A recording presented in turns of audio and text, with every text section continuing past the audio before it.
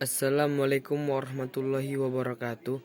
Perkenalkan, nama saya Andika Riansyah, HSB, NIM D1C221005, Prodi Teknik Pertanian. Di sini saya akan menjelaskan tentang MK Kimia Dasar tentang pembahasan teori asam basa. Yang pertama, teori asam basa.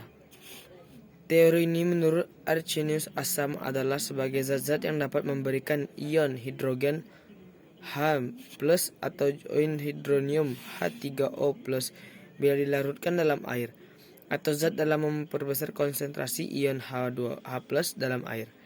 Asam umumnya merupakan senyawa kovalen, misalnya gas hidrogen klorida yang merupakan senyawa kovalen.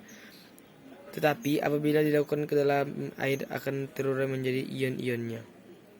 Sebenarnya di dalam larutan ion H+ terikat ke suatu molekul air H2O dan terbentuk sebagai ion oksonium H3O+.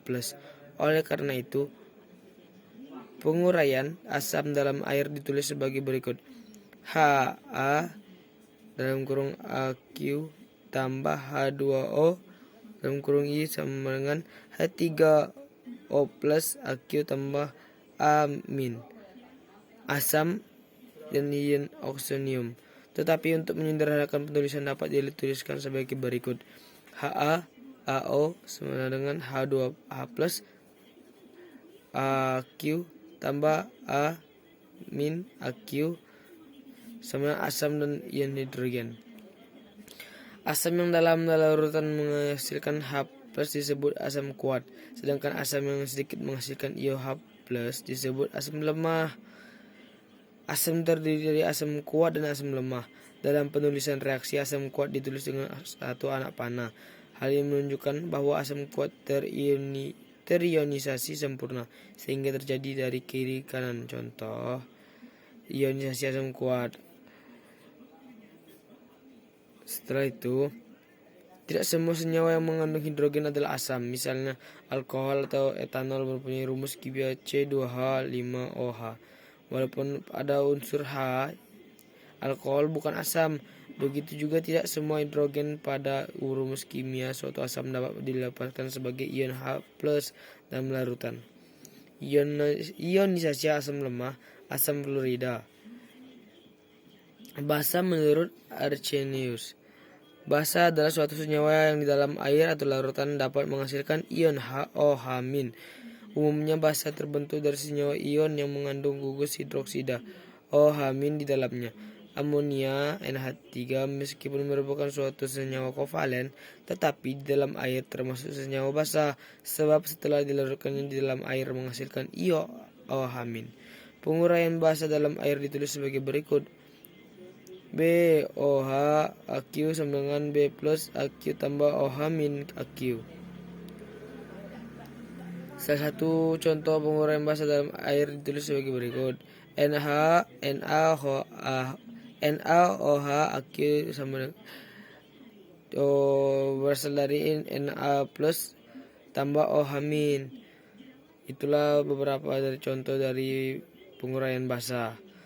Kekurangan teori asam basa Arrhenius antara lain adalah hanya dapat diterapkan pada reaksi yang terjadi di dalam air, tidak dapat membentuk asam, padahal juga mengandung hidrogen dengan bilangan oksidasi +1.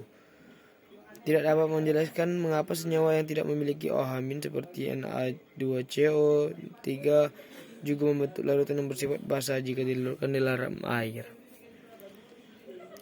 Menurut Berthet-Lowry, asam adalah suatu spesies kimia atau molekul atau ion yang dapat mendonorkan suatu proton kepada spesies kimia yang lain, atau dengan kata lain sebagai proton donor. Basa adalah suatu spesies kimia yang dapat menerima suatu proton dari spesies kimia yang lain, atau dengan kata lain sebagai proton akseptor.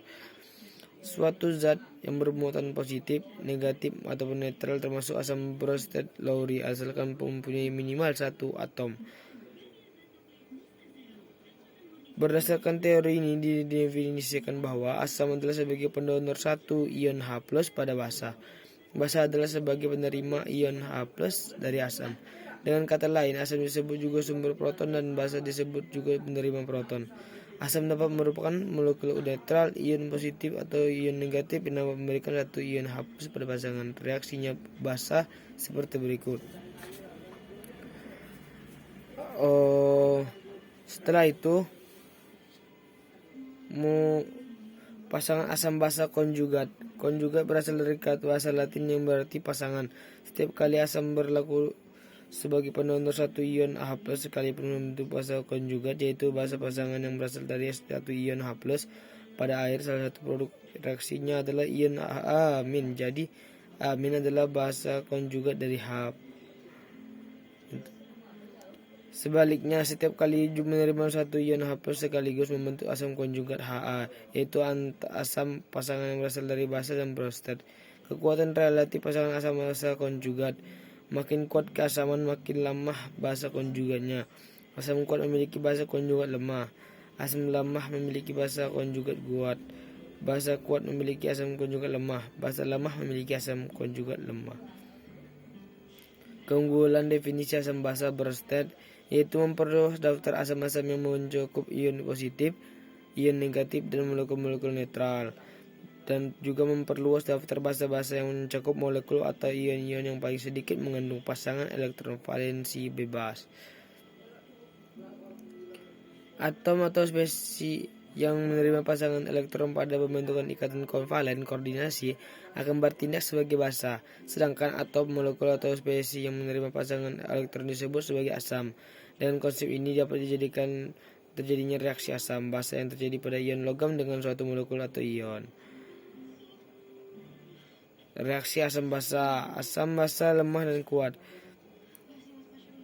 Kekuatan asam atau basa ditentukan oleh kemampuan senyawa tersebut untuk menghasilkan ion H+ atau OH+. Semakin banyak ion H+ dan OH yang dihasilkan, maka kekuatan asam basa semakin kuat.